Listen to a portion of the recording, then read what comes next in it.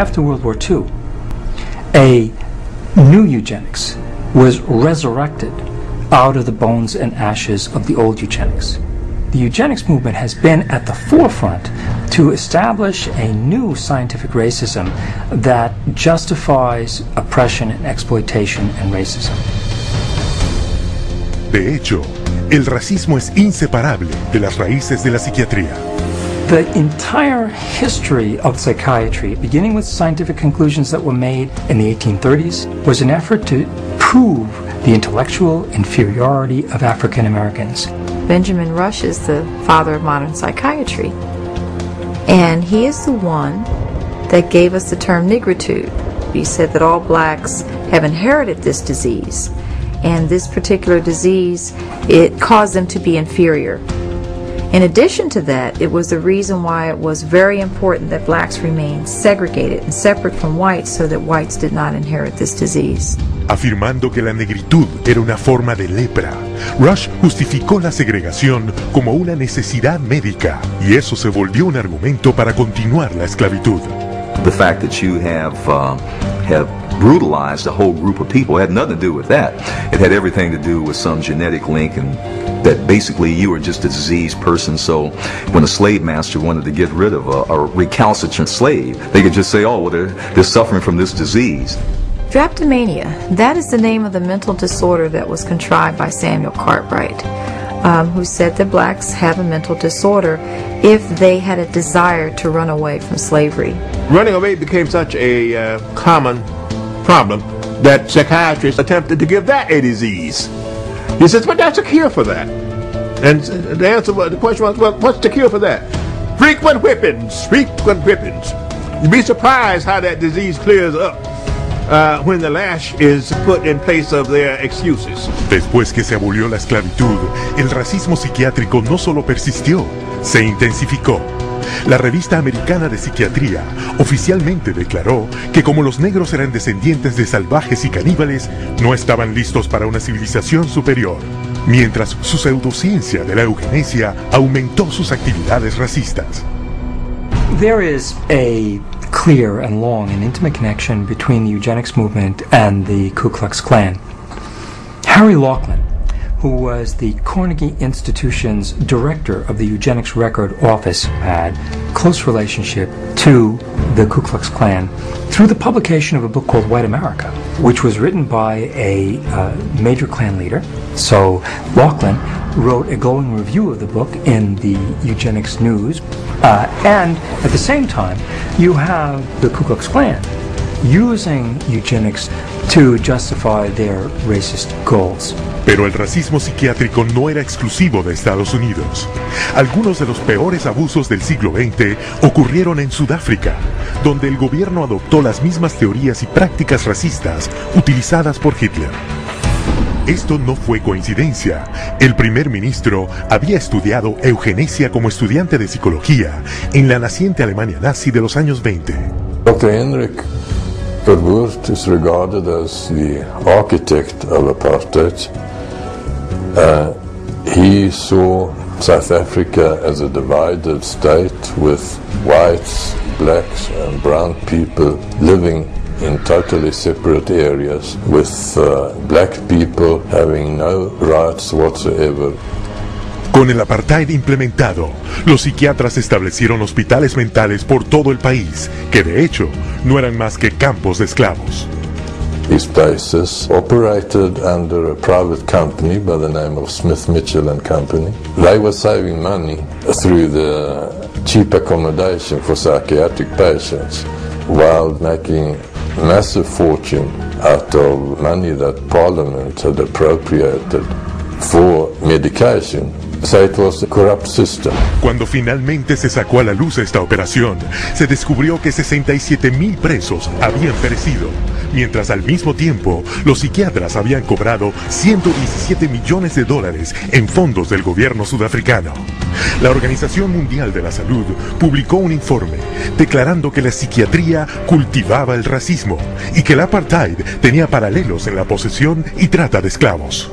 En 1971, en Estados Unidos, el psiquiatra Louis Jolly West, continuando el legado de racismo de la psiquiatría, ideó un experimento secreto de terapia de aversión llamado Centro de Violencia.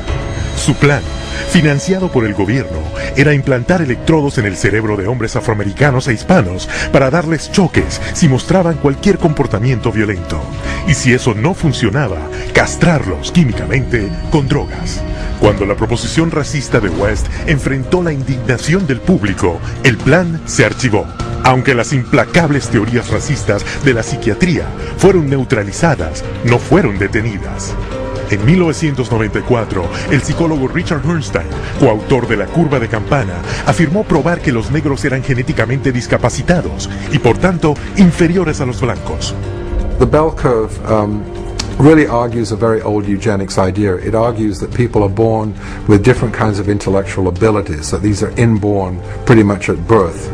It goes back to the notion that somehow black people are genetically and biologically inferior to white people as a way to justify what was really its programs of social racism and social sexism.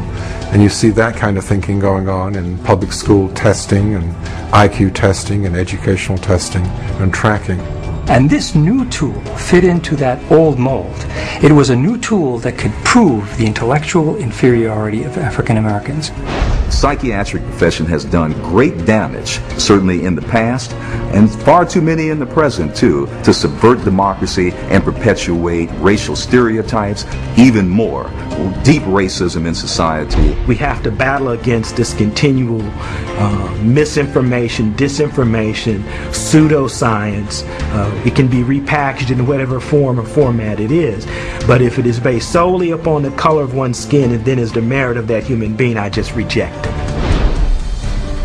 Y hoy, la llama del odio continúa ardiendo, alimentada por mentiras pseudocientíficas. Este es el legado de la psiquiatría, como justificación para el racismo y pretexto para la represión política.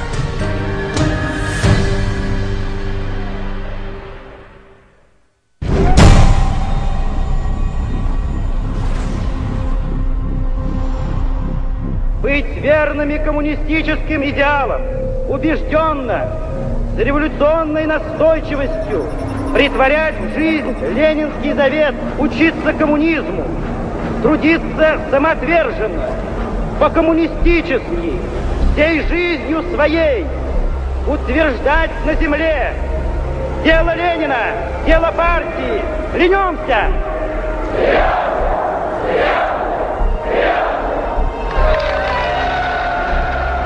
El régimen soviético exigía absoluta lealtad. A quienes no acataban la disciplina del partido se les consideraba disidentes y les llamaban enemigos del Estado. Con un solo susurro a la policía secreta, desaparecían en uno de los hospitales psiquiátricos especiales.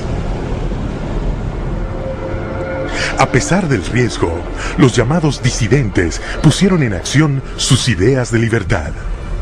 Я вел жизнь тайную, конспиративную. Никто не знал, что я это делаю. У меня была маленькая подпольная типография. И я стал делать листовки. Mientras que otros se consideraban ciudadanos soviéticos leales. Я, например, считал, и то уверенно считал, что я один из лучших советских людей. Когда уже даже меня арестовали и написали особо опасный государственный преступ, я рассмеялся. Я при нем, при этом же самом нынешнем генерале, рассмеялся. А он меня вызывает психиатра на утро.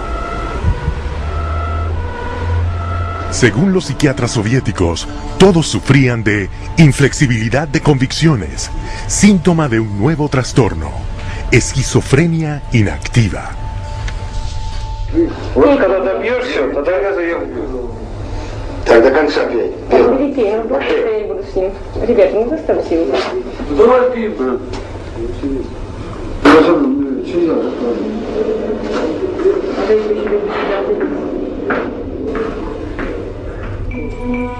igual que sus homólogos en otros países, los psiquiatras soviéticos prescribían poderosas drogas para curar a sus pacientes.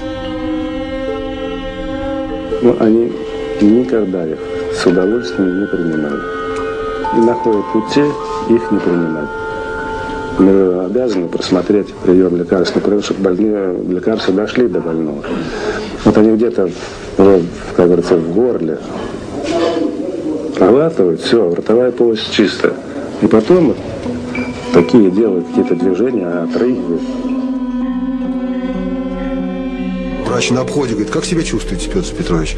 Я говорю: послушайте, вот, там, когда 5 кубиков галоперидола, туда, например, слюна до полу, там перекошенность вся, значит, одни мышцы растягиваются, другие сокращаются, совершенно ужасные позы, лицо все ужасное, на душе страшно просто. Я человека, вот самое главное, описать это состояние невозможно. Санитары совершенно безнаказанно могли избивать. По любому поводу, или вообще без повода. Вот, например, санитар открывает дверь, если тут ты оказался, например, в проеме двери. И вот этого достаточно было, чтобы, скажем, получить удар.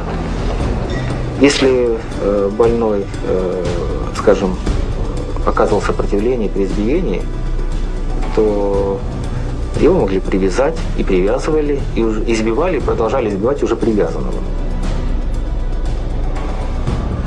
Проходит, допустим, год-два, там выписывают убийц, выписывают насильников. Михаил, ты бы лучше убил бы кого-нибудь, мне бы легче было тебя отсюда вытолкнуть. Это было, вот, рождало такое чувство безысходности. De 1900